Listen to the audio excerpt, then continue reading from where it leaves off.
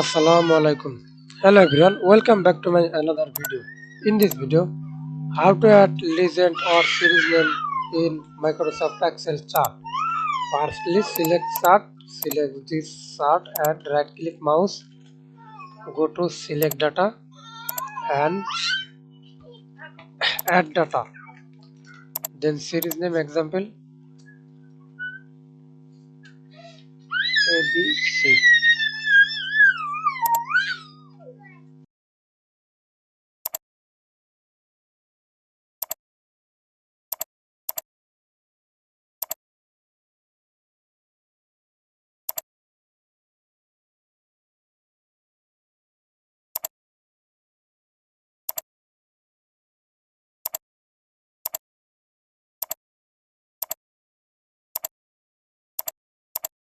Thanks for watching video. Please subscribe to my channel, like, comment, share.